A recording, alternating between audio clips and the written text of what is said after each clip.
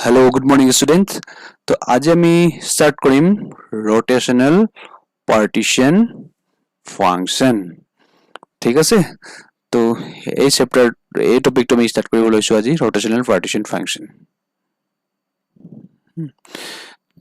এটা মোক কোৱা ৰোটেশনাল ডিগ্ৰি অফ ফ্ৰিডম কিমান টাইপৰ থাকিব। তো ফার্স্টত আমি এটা আইডিয়া লগাব ডিগ্রি অফ ফ্রিডম মানে কি হয় একচুয়ালি চাও। তো ডিগ্রি অফ ফ্রিডম যদি আমি লাস্ট ক্লাছত আমাৰ আছিল যে degree of freedom, the degree of freedom মানে নো কি হয় actually degree of freedom তো অলপমান লৈ লৈছো degree of freedom so ইয়াত actually কি হয় so ঠিক আছে তাত হয় মলিকুল লৈছো বা এটম এটা বা যি নহওক মানে ঠিক আছে যেনেকুৱা নহওক মানে এটম বা মলিকুল তো ইহঁতৰ মানে কি হ'ব বা স্পেচত লৈছো মানে ঠিক আছে তো স্পেচত লৈ লৈছো তো ইহঁতৰ মানে কি হ'ব তোমাৰ যদি এৰ পজিশন বা ওৰিয়েন্টেশন কমপ্লিটলি বুজাবৰ কাৰণে মানে ঠিক আছে বা স্পেসিফাই কৰিবৰ কাৰণে ঠিক আছে মই কি কৈছো মই এটা এটম মলিকুল বা পাৰ্টিকল বুলি কৈছো তো পাৰ্টিকল স্পেচত লৈছো যে স্পেচত লৈ পেলাই সেই ইহঁতৰ পজিশন বা ওৰিয়েন্টেশন কমপ্লিটলি বুজাব লাগিব আমাক কি দৰকাৰ হয় নাম্বাৰ অফ ইন্ডিপেন্ডেন্ট কোঅৰ্ডিনেট দৰকাৰ হ'ব ঠিক আছে কি দৰকাৰ হ'ব number of independent coordinate independent ঠিক আছে তো নাম্বাৰ অফ ইন্ডিপেন্ডেন্ট কোঅৰ্ডিনেট দৰকাৰ হ'ব মানে তো ইয়াকে আমি কি বুলি কওঁ ডিগ্ৰী অফ ফ্ৰিডম বা আমি যদি ক'ব পাৰো বা ডেফিনেশ্যন ক'ব পাৰো the number of independent coordinate required to specify the complete the position or কি কৈছো orientation position or orientation of a particle in space is defined as its degree of freedom তো আমি অলরেডি আমি পড়েছিল যে last ক্লাসত যে পড়েছিল যে ট্রান্সলেশনাল যেটা আছে মানে বা ডিগ্রি অফ ফ্রিডম যদি মই চাও মানে বা মনোএটমিক এটা চালো মানে ঠিক আছে তো মনোএটমিকৰ কি থাকিব তোমাৰ অনলি কি হট থাকিব তাৰ ট্ৰান্সলেশনাল ডিগ্ৰি অফ ফ্ৰিডম থাকিব তাৰ মানে সাপোজ মই কৈছো এটা মনোএটমিক এটম এটা হি আইদাৰ এপিনে মোক পৰিব পাৰে ঠিক আছে এৰ সাইডে মোক পৰিব পাৰে বা এৰ সাইডে মোক পৰিব পাৰে ঠিক আছে বা এৰ সাইডে মোক পৰিব পাৰে মানে তো এলং মানে কি হক হি এক্স এক্সিস হ'ব পাৰে বা ওয়াই এক্সিস বা জেড এক্সিস মোক পৰিব পাৰে তো তেতিয়া হলে মানে কি হ'ব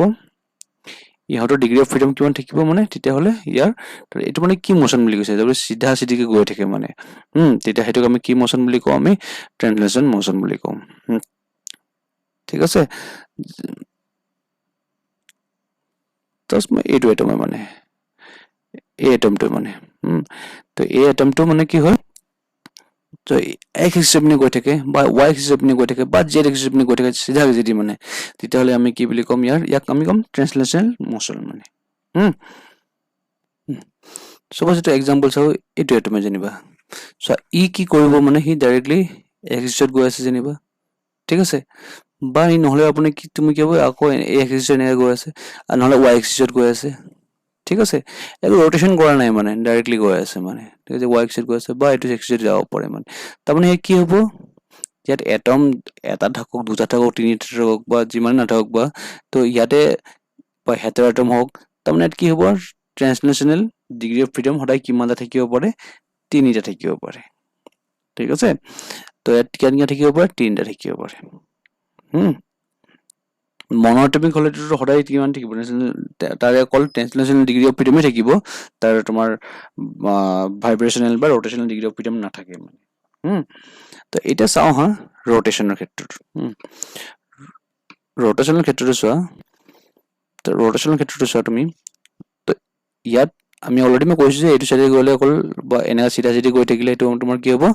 এৰ ট্রান্সলেশনাল বুলি কৈছো যদি ই মানে কি হ'ব সাপোজ মই এই সাইডে ওয়াই এক্সিসৰ পিনে গৈছো মই ওয়াই এক্সিসৰ পিনে গৈ আছে কিন্তু কি হয় অলপমান হলো ৰোটেট কৰি যাব মানে সাপোজ ঠিক আছে তো কেনে গৈ আছে ৰোটেট সনটো তোমাৰ হয় ৰোটেশনটো এইটো হিচাপত গৈ আছে ঠিক আছে ওয়াই এক্সিসত তোমাৰ ৰোটেশনটো কেনেকা হ'ব পাৰে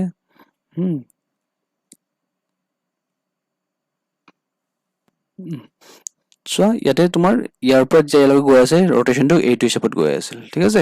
রোটেশনটো তো এইটো হিচাপত গৈ আছে তাৰ মানে হি ওয়াই এক্সিসৰ পিনে ৰোটেশনটো এইটো হিচাপত কৰি আছে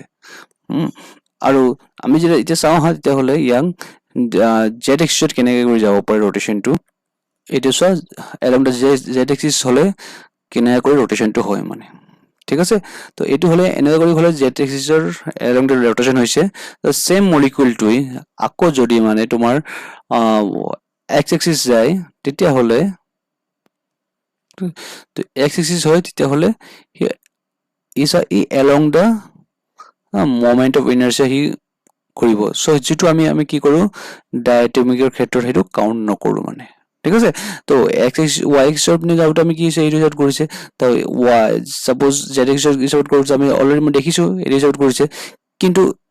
এইটো সাপোজ যদি যাও মানে হি along the axis ঘূৰি থাকিব এইটো along the axis এনে ঘূৰি থাকিব মানে তো হেতু আমাৰ যেটো আমি ইয়াতে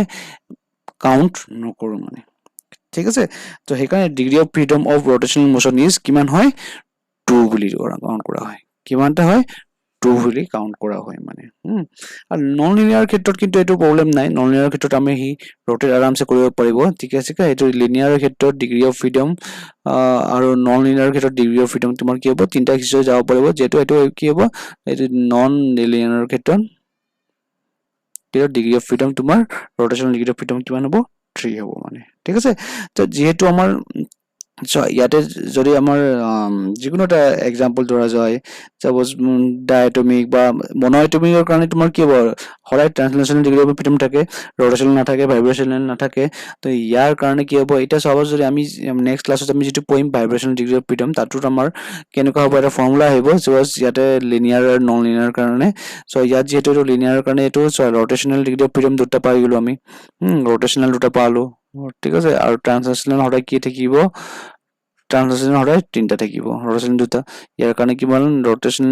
দুটা নন লিনিয়াৰ কাৰণে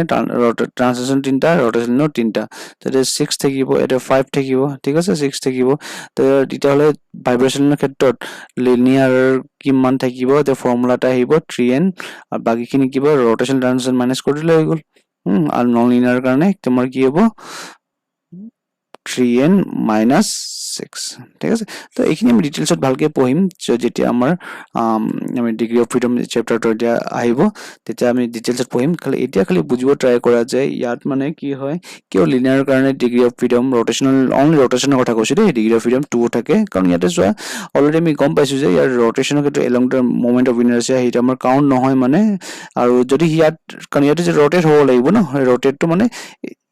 along the axis যেটা ঘূৰি আছে মানে এইটো হিচাপত ঘূৰি আছে যেনেকা নিজৰ এক্সিছত মানে এনেকা কৰি ঘূৰি থাকিব নিজৰ এক্সিছত মানে এই চেঞ্জ হোৱা নাই মানে কিন্তু ইয়াত যদি এনেকা চেঞ্জ হৈ থাকে মানে তেতিয়া হলে ইয়াত আমাৰ কাউন্ট হ'ব মানে ঠিক আছে তো নন লিনিয়াৰ কাৰণে মানে কি হ'ব তোমাৰ প্ৰবলেম নাই কি আৰামছে হি along the axis বা y axis বা z axis হি ৰোটেট কৰিব পাৰিব তো নন লিনিয়াৰৰ কাৰণে বা more than 2 এটম হলে মানে বা নন লিনিয়াৰ বা পলিএটমিকৰ কাৰণে তোমাৰ ইয়াৰ ডিগ্ৰী অফ ফ্ৰীডম হঠাই কিমান থাকিব ৰোটেশনাল ডিগ্ৰী অফ ফ্ৰীডম তিনটা থাকিব এটা আমি চাও হা তেতিয়া হলে মেইন টপিকলৈ আহো আমি তো মেইন টপিকলৈ আমি আজি পঢ়িম যে ৰোটেশনাল partition function for linear diatomic molecule ঠিক আছে linear diatomic molecule it is one linear diatomic molecule বুলি rotational partition function for linear diatomic molecule তো ইয়াত rotational partition function আমি কি হিচাপত লিখিব পাৰো keyword equal summation 0 to infinity gr যত আমাৰ i to drop কৰি দিছো i টার্ম যেটো থাকে rotational energy ঠিক আছে rotational energy level upon kt ঠিক আছে তো এটাক আমি 1 বুলি দি দিলো তো ইয়াত আমাৰ কোনটো কৈছে gr মানে কি হয় gr মানে তোমাৰ কি হ'ব statistical weight factor for statistical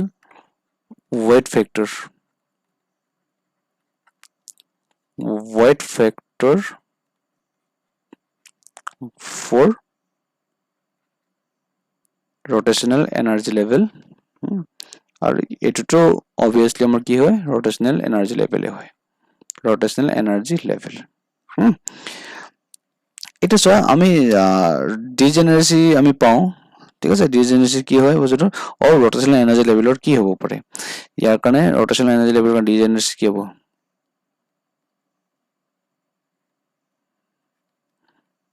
for rotational energy level মানে gr equal to j plus কিমান 1 j number equation 2 দিছো j মানে কি হয় j মানে হল rotational quantum number rotational quantum number তো ইয়াৰ ভ্যালু গুলো কৰ পৰা যাব 0 1 2 3 ডট ডট ডট ঠিক আছে এটা সব মুক কৰাম from quantum mechanics মানে from quantum mechanics বা তুমি স্পেক্ট্ৰোস্কপি বুলি কব পাৰো quantum spectroscopy পৰা আমি এটা বস্তু পাইছো যে solution of Schrödinger wave equation Schrödinger wave equation তো কি পাও আমি ইয়াতে rotational energy level তো আমি কেনেকৈ লিখো কাৰ কাৰণে for rigid rotor কাৰণে ঠিক আছে বা diatomic rigid rotor কাৰণে বা for rigid rotor কাৰণে কেনেকা হ'ব rigid rotor কি হ'ব diatomic molecular কাৰণে diatomic molecular কাৰণে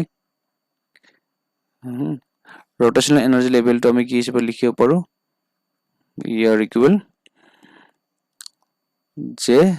j plus 1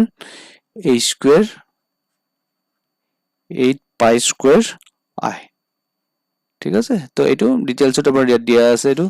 কোয়ান্টাম মেকানিক্স বা স্পেক্ট্ৰোস্কপি চেপ্টাৰত ভালকে দিয়া আছে ঠিক আছে তো ইয়াত আমাৰ খালি এটা মনত ৰাখিব যে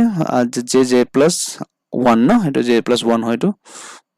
আৰু a square 8 pi square I তো I মানে কি হয় I মানে নাথিং বাট কি হয় মোমেন্ট অফ ইনার্সিয়া হয় কি হয় মোমেন্ট অফ ইনার্সিয়া হয় ঠিক আছে বা ইয়াৰ আমি কেনা লিখিব পাৰো ভ্যালুটো আমি কি লিখিব মিউ r স্কয়াৰ মিউ মানে কি হয় ৰিডিউস মাস এৰ মিউ মানে কি হয় ৰিডিউস মাস হয় তাহলে কি হবে ইয়ার ভ্যালুটো কেনেকা হয় m1 m2 by m1 plus m2 ঠিক আছে তাহলে এটা এনার্জি লেভেলটো জাস্ট মানে আমি পুট কৰি দিম ইকুয়েশন 1 ত কি হ'ব চাও হা তেতিয়া হলে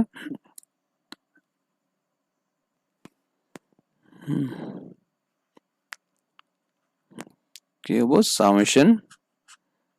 0 to infinity তো gr মানে আমি কি লিখিছিল 2ij plus 1 e to the power minus কি থাকিব j plus 1 h square upon 8 pi square I kt ঠিক আছে তো এটা আমি ইকুয়েশন দি দিলো নাম্বার 4 আর ইয়াত মানে কি হয় ইয়াত সিমিলারলি মানে ইয়াত কি হয় 8 a square 8 pi square I kt this is less than তোমার থার্মাল এনার্জি হয় কতকে হবো থার্মাল এনার্জি তা ইয়ার মিনিংটো কি হয় एक्चुअली থার্মাল এনার্জি থেকে কম হয় কিমান থার্মাল এনার্জি হ্যাঁ থার্মাল এনার্জি তখন ইয়ার যেটা আমি এনার্জি লেভেল ডায়াগ্রামটো আঁকিম তেতিয়া রোটেশনাল এনার্জি লেভেল ডায়াগ্রাম হেতু আমাৰ কি হ'ব ক্লোজলি স্পেস হৈ থাকে মানে ক্লোজলি স্পেস যদিও হি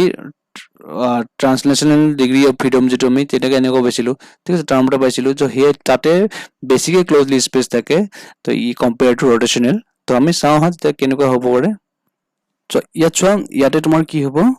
যে ট্রান্সলেশনাল কি হ'ব ক্লোজলি পেক হৈ আছে ঠিক আছে তাতকৈ মানে রোটেশনাল বিলাক অকমান ক্লোজলি পেক আৰু ভাইব্রেশনাল বিলাক ক্লোজ পেক হৈ থকাই নাই ঠিক আছে তো ইয়াত তিনটাৰ পৰা আমি গম পাও ইনক্ৰিজিং এনাৰ্জি লেভেল যেটো আছে তো ইয়াৰ মিনিংটো হেতু হয় ঠিক আছে তেতিয়াহলে যদি ক্লোজলি পেক হৈ থাকে তেতিয়াহলে আমি ইন্ডিকেট কৰিব পাৰিম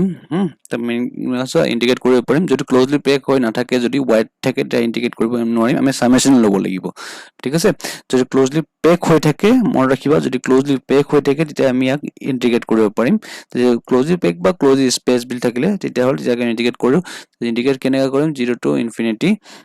2i j plus 1 e to the power minus j plus 1 h square upon 8 pi square kt আৰু এটো dj লৈ লৈছো যেনিবা ঠিক আছে নম্বৰ 5 ইয়াত তোমাৰ এটা টাৰ্ম আমি চোৱা a square মানে এই টাৰ্মটো মানে এইখিনি টাৰ্মটো কৈছো a square এইখিনি a square 8 pi square kt এটা আমি বিটা বুলি লৈ ললো ওকে তো বিটা বুলি লৈ ললো নাম্বার 6 বুলি লৈ ললো তেতিয়া হলে এটা বিটা বুলি লৈ ললো তো এটা চোৱা এটা আমাৰ কি হ'ব নাম্বাৰ 5 তো আমি কেনেকৈ লিখিব পাৰিম এতিয়া ঠিক আছে নাম্বাৰ 5 তো আমি কেনেকৈ লিখিব পাৰিম 0 to infinity twice j plus 1 8 to the power minus j plus 1 लेकिन बीटा लिखि दिलु हने तो बीटा लिखि दिया गुटेखिनि आरो माने बीटा dj ओके dj এটা সো ইয়াত আমি এটা কাম কৰিব পাৰো তুমি এজিম কৰিলছো যে z মানে হল j plus 1 ঠিক আছে তেতিয়া আমি কি হিসাবে লিখিব পাৰো j square plus j j হ'ব ঠিক আছে তো ইয়াত আমাৰ কি হ'ব এটো নাম্বাৰ 8 ৰাখি দিয়া তেতিয়া হলে এটো আমাৰ কি ৰাখি দিলো 7 ৰাখি দিয়া এটা 8 ৰাখি দিলো এটা সো ইয়াক আমি ডিফাৰেন্সিয়েট কৰো মানে ডিফাৰেন্সিয়েট কৰিলে কি হ'ব ইয়াক ৰেসপেক্ট কৰিম ন 2j plus 1 তো এখিনি কি হ'ব dj এতিয়া এখিনি আমি কি ৰাখিলো 9 ৰাখি দিলো তো এটো আমি জাস্ট আমি ইয়াত পুট কৰিব কাৰণে হা তো ইয়াৰ আমি পুট কেনে কৰিম চোৱা তেতিয়া হলে qr মানে কি লিখিব পাৰো তেতিয়া হলে 0 to infinity তাৰমানে এইখিনি টাৰ্মটো মই প্ৰথমে লিখি ৰাখো বাৰু তো এইখিনি নামটো আমাৰ অলৰেডি মই কিয়ান ধৰিছো বা এইখিনি 2j plus 1 আৰু dj এইখিনি আমাৰ কি পাই গলো dz হয়নে তো dz ৰাখিলো আৰু এইখিনি টাৰ্মটো আমি কি লিখিব পাৰো এইখিনি গুটেখিনি এইখিনি z টাৰ্ম ৰাখি দিলো মানে e to the power minus z beta dz ঠিক আছে বা আমি এটা কাম কৰিব পাৰো এইখিনি বস্তু কি আকৌ ইন্টিগ্ৰেট কৰিলে আমাৰ কি পাম এইখিনি যদি ইন্টিগ্ৰেট স্ট্যান্ডাৰ্ড ইন্টিগ্ৰেল লগালে 1 upon beta পাম ঠিক আছে তো এইখিনি আমাৰ কিমান ধৰিলম নাম্বাৰ 10 তো এইখিনি মনত ৰাখিবা যে এইখিনি আমি এটো ভ্যালুটো পাই গলো এটা সো যখিনি নোট ডাউন কৰাৰ পিছত তুমি এটা কাম কৰিব পাৰা আমি কি যাব লিখিব পাৰো কিওয়ার্ড মানে যেটা আমি অলরেডি আমি পালো কি 1 বাই বিটা পালো ন মানে বিটা মানে কি ধৰিছিলো আকৌ বিটা মানে অলৰেডি কৈছো নহয় a square by 8 pi square I kt তে উল্টাটো হৈ যাব মানে হয়নে তে উল্টাটো মানে কি হ'ব 8 pi square I kt upon a square ঠিক আছে আর এটু কোনে কি কারণে হয় এটু only for linear molecule কারণে diatomic molecule diatomic আর polyatomic হব পারে আর must be কি হয় hetero হব লাগিব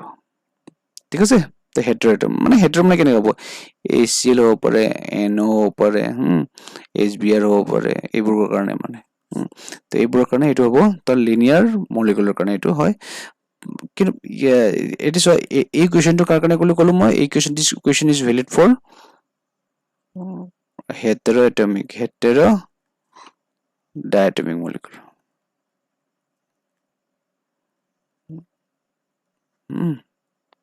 বা linear বুলি কৈ দিছো যদি কোৱেশ্চন উঠে যে homoatomic কাৰণে কেনে হ'ব তো homoatomic কাৰণে কি হ'ব তেতিয়া what homoatomic তো homoatomic আমি কি কৰিম only the half of this thermally associated কৰিম তো half কৰি দিম মানে half মানে কেনেকৈ হয় তো ইয়াত জাস্ট মানে নে কৰি দিম ঠিক আছে বা আমি কি লিখিব পাৰো 8 pi square I kt 2a square বা more commonly ইয়াৰ পৰা যদি আমি ডিৰাইভ কৰিব পাৰো ইয়াৰ পৰা more commonly আমাৰ কি লিখিম more commonly যদি commonly লিখিব বিচাৰো মানে দুটা ইকুৱেশন মিলাই পেলাই এই দুটা মিলাই পেলাই আমি লিখো তেতিয়া হলে এটা সিম্পল ইকুয়েশন লিখি দিম Q R equal 8 square I KT upon sigma square তা সিগমা কি হ'ব তেতিয়া হলে সিগমা মানে কি হয় ইয়াত যেটা সিগমা হ'ব হেতু মই কি দিম সিমেট্ৰি নাম্বাৰ এইবিলাক তো পাই আছে না সিমেট্ৰি নাম্বাৰ মানে কি হয় এটো তোমাৰ সিমেট্ৰি নাম্বাৰ আমি পাইছিল না সিমেট্ৰিত সিমেট্ৰি নাম্বাৰ কি হয় সিমেট্ৰি নাম্বাৰ কি হয় নাম্বাৰ অফ indistinguishable বা নাম্বাৰ অফ indistinguishable orientation ঠিক আছে তা আমাৰ নাম্বাৰ অফ indistinguishable orientation তাৰ মানে মিনিংটো কি হয় চোৱা যেনে মই কৈছো এটা ললৰ যেনে নাইট্ৰজেন আছে নাইট্ৰজেন ঠিক আছে নাইট্ৰজেন আমি কি কৰিম এতিয়া ইয়াক ৰোটেট কৰিব লাগিব ৰোটেট কেনে কৰো ৰোটেট কৰিব কাৰণে চোৱা ইয়াত তোমাৰ 180 ডিগ্ৰী কৰিলো ৰোটেট ঠিক আছে তো ইয়াক 180 ডিগ্ৰী যে ৰোটেট কৰিম মানে ৰোটেট নে কৰি ৰোটেট কৰিলে কি 180 কৰিলে 180 ৰোটেট কৰিলে আমাৰ কিমান টাইম মানে একেখিনি পাবৰ কাৰণে আমি কিমান টাইম কৰিম এবাৰ ৰোটেট কৰিলে একে পালো নেক্সট বাৰ ৰোটেট কৰিলে আকৌ একে পাই গ'ল তাৰ মানে কি হ'ব টু টাইমছ কৰিলো মানে তেতিয়া সিগমাৰ ভ্যালুটো কিমান হ'ব 2 হ'ব মানে তো ইয়াৰ হেতু আমি কি হ'ব সিমেট্ৰি নাম্বাৰ বুলি কম ঠিক আছে তো এইখিনি তোমালোকে প্ৰেক্টিস কৰিবা যে ইয়াৰ ৰোটেশনৰ কাৰণে পাৰ্টিশন ফাংচন কেনেকৈ হ'ব পাৰে ঠিক আছে তোমাৰ আহিব পাৰে যিকোনো এটা সময় তুমি কাৰণে আহিব পাৰে তো ইয়াৰ ওপৰত নিউমেৰিকেল আহিব পাৰে তো এইচ মানে কি হয় প্লাংকছ কনস্ট্যান্ট কে ভ্যালু দিয়া থাকিব পাৰে আই মানে মোমেন্ট অফ ইনাৰ্সি থাকিব পাৰে টেম্পাৰেচাৰ ইন কেলভিন আৰু